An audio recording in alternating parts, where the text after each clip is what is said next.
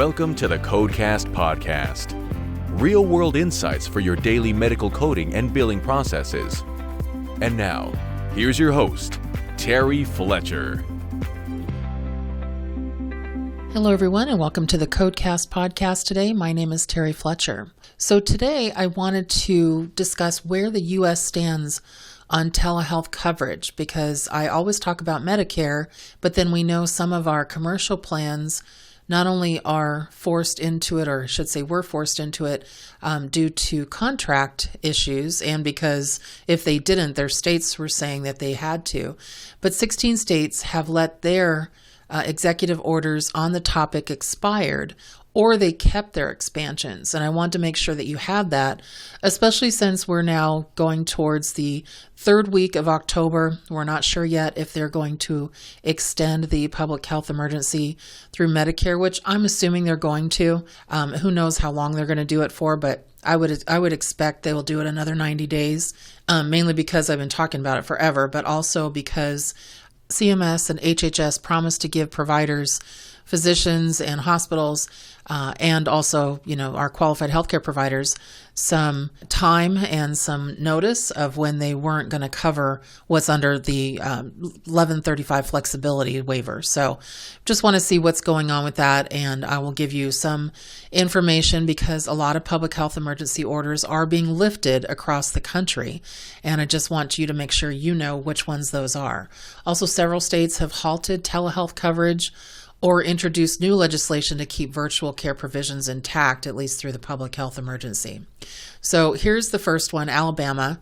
So the governor there passed a proclamation renewing the state emergency on August 13th, and that goes 90 days. And all these proclamations go 90 days. For some reason, there's something in not only the federal law, but also in state law that they can only do in a 90-day increment. So keep that in mind as whenever you see something renewed or you're looking into that. Alaska, medical licensing waivers ended when the governor's emergency order stopped, which has limited patients in Alaska to get care via telehealth because they can't get it across state lines now. So according to a June 26th report, when the pandemic began, the Alaska legislature passed a bill that allowed out-of-state physicians to treat patients in Alaska through telehealth, but that has stopped, and that stopped actually effective March 1st. Arkansas, so Governor Hutchinson there passed an executive order on July 29th that renewed the state of emergency for an additional 60 days. So they can actually lower how long they're going to extend it, but if they don't give an actual time, then it's 90 days. So that actually was supposed to expire on September 30th or 29th, and we haven't seen any update yet, so we'll see what happens there. Now, California and my state, they might as well just give everything away. But the Governor Newsom inked an executive order to extend the provisions of a prior order that expanded telehealth by allowing healthcare providers to conduct virtual appointments without risk of penalty. That means that the patient can still be in their home. Otherwise, there is a penalty. But the order did say that it is set to expire when the state of emergency ends, or if the original order is rescinded or modified based on the current state. Now, the reason I'm sure that he did that is that he did it during the time when he was being recalled. And so I'm sure that was part of his political weight to do that. But also because we've seen a lot of hospitalizations go down, deaths have gone down, cases have gone down here in California. And if all you have to do is look at the TV and see how many people are going to sporting events in the 50,000s to 100,000s if it's college, and nobody's wearing a mask anywhere. Delaware Governor John Carney issued a declaration August 10th to extend the public health emergency, which will now be renewed every 30 days if they feel it's appropriate, is how they did it. Now, Florida, Governor DeSantis, when he executive order declaring a public health emergency, his expired June 26th, meaning that the flexibilities for telehealth across the state are no longer in place, and telephone-only calls are no longer an acceptable platform to deliver telehealth services to non-Medicare patients in Florida. And physicians cannot use telehealth to prescribe controlled substances to existing patients for treating chronic non-malignant pain. And that was an important one because they have so many retirees down there as well. But his response to that was basically saying he felt that there were a lot of patients not getting the appropriate care they needed because they were using telehealth as a convenience rather than a medical necessity offering. In Illinois, the governor signed a new law July 22nd that permanently expands telehealth provisions through 2027. Under the law, payers must reimburse telehealth at the same rate as in-person visits. But here's the thing on that. It's only for the commercial plans that actually are listed in that state. So that's where their corporate office is. It's not necessarily where the patient lives. So if you're in Illinois, make sure you look at that because that could be a little tricky. And it doesn't apply to Medicare because they're under the federal public health emergency under HHS. Iowa released regulations for virtual services, and they feel that it's going to be permanent for another 5 years. Some of the regulations include technology requirements and practices to safeguard patient privacy, and also included an informed consent process prior to a telehealth appointment, and that's any appointment. And so there are rules as far as being able to have that supported. In Maine, Governor Mills there, COVID pandemic state of emergency ended July 1st, and they expanded the use of telehealth services, but set new licensing standards. And so they basically allowed it only for providers that are within their state. So make sure you're taking a look at that. In Maryland, July 12th, they extended it. Another 90 days. In New Mexico, they extended from August 16th, another 90 days. In New York, Cuomo rescinded the executive order declaring the public health emergency that expanded telehealth offerings on June 25th. And then basically at that point, you can only receive care until the federal public health emergency expires. And so be aware of that. Even though there is a new governor, that was not changed. In Ohio, pre-COVID legislation was set to expire September 17th, but the medical board in Ohio decided to extend that date until the end of the year, so December 31st. Also, inpatient requirements will resume for specific situations on January 1st. In Tennessee, they passed an executive order on August 6th that temporarily allows phone assessments to be used only when telehealth audio and video is not available, and they need a certificate of need for a patient to have it, and they need to have mental illness or emotional disturbance. Virginia, telehealth flexibilities ended on June 30th when the public state health emergency ended. And so they did order an expansion of telehealth across the state, but they ordered it on a limited basis that follows the public health emergency federally. So Wisconsin will transition to permanent telehealth coverage policies January 1st, but they will be very modified from what is currently offered. And until then, they said providers can submit claims under the temporary guidelines as outlined in the federal waiver. And they said services that have been rendered not equivalent in effectiveness when performed virtually compared to in person will no longer be covered. And they do have a list of those services. So just know, I think that's pretty much the way they're going now as far as saying, okay, now we need to finally have a list of when you should have telehealth and when you shouldn't. And so because telehealth has now fallen another 7%, so a total of 41% since December of last year, because people are getting back to the office and in-person visits, which I think is really important for patients. They just need to have that. We're seeing too many that are being done just because of convenience instead of to actually stop or slow the spread of COVID. And that's what's really important, is that we have to be cognitive of that and understand that if we aren't really looking at this from a CARES Act, where that is the reason they set up the telehealth to begin with, then we could find ourselves in the OIG pocket, basically saying that's why they put these services on their OIG watch list in January. They said, first of all, we open this up as in good faith to say patients shouldn't be going to the practices in 2020 because we either want them to stay home, especially if they're high risk. We didn't have a vaccine that didn't come out until the very late part of 2020, December, and really into this year. But now, if your staff and your physicians, all your providers are vaccinated and your patients vaccinated, and you're following OSHA protocol, which you don't have a choice right now, you can get immensely monetarily violated if you don't, then where is the intent to, or I should say, where is the rule being enforced that this is for COVID-related services? Now, somebody had said something to me on my last podcast where, actually the one before this last one where I just was ranting about ASCs, but where I said that the telehealth services had to be COVID-related. I don't mean diagnoses.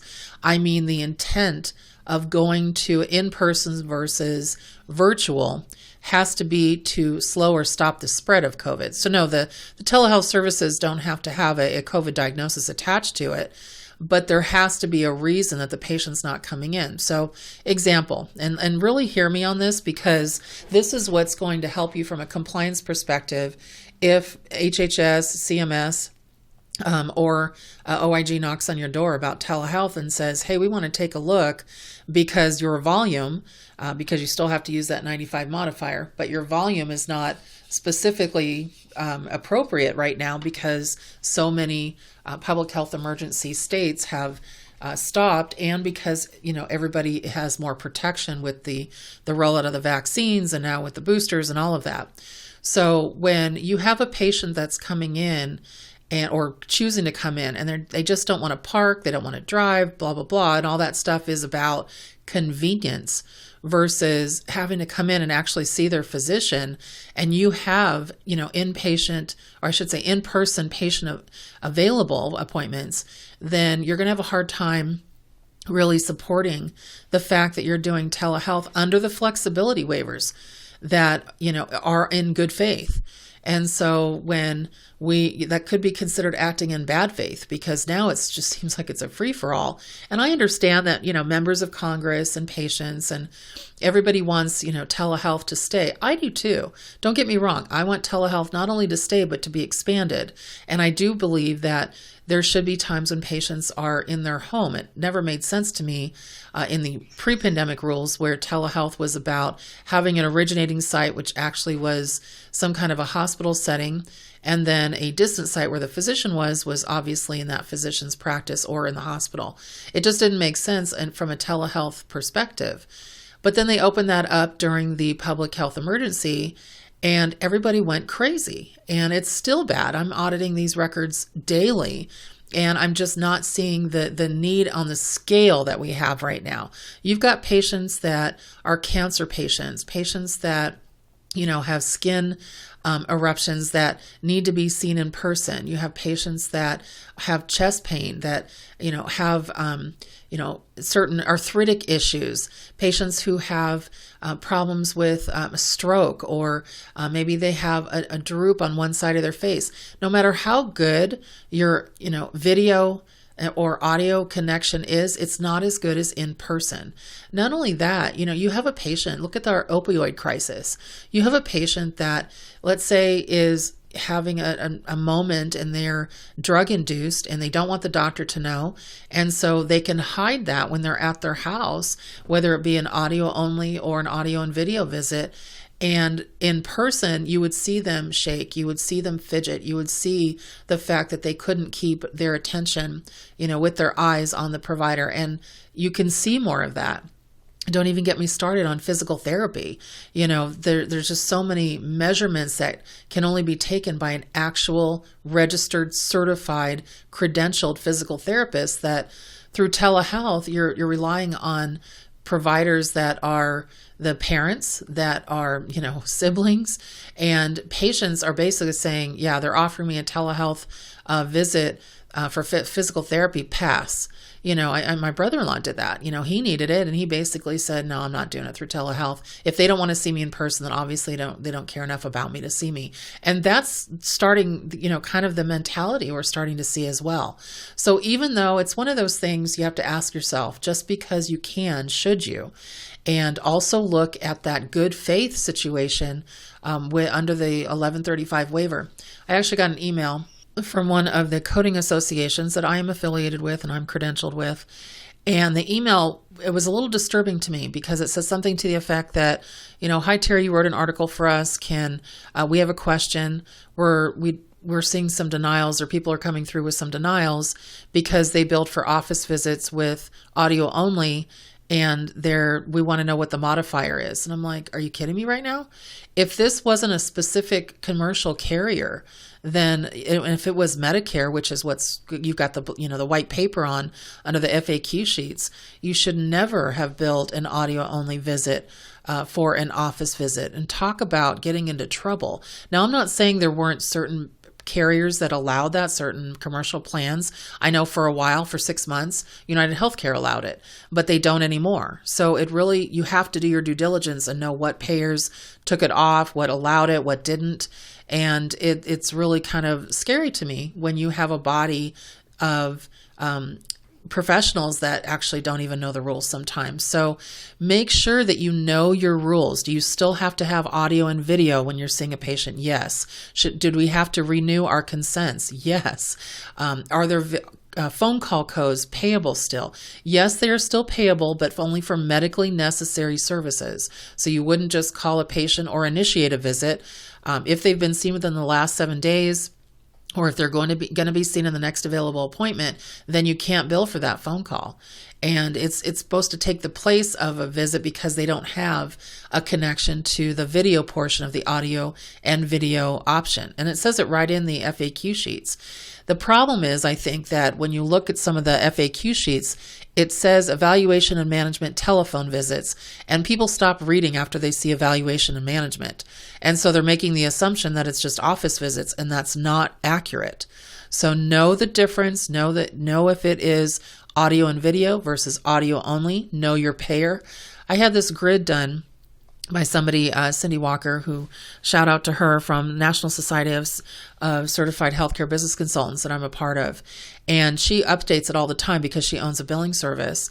And it's amazing to me just how many different rules that have been on the commercial plans and now taken off, put back on, changed, updated, everything. And we have hundreds of different ways to do telehealth. I'm, obviously a proponent of it, but I really follow what Medicare says. And then everybody else you have to look at individually. Otherwise you could get it wrong. I just did a on-demand webinar that you can find on my website for telehealth now. So what are we doing now? It's a lot of information that you've probably already received, but if you've had any physicians get lax in their telehealth operation, it might be time to have them listen again, because I did update it for things that have to do with time, that have to do with some of the payers, but also clarifying once again audio only versus audio and video, and office visits versus not.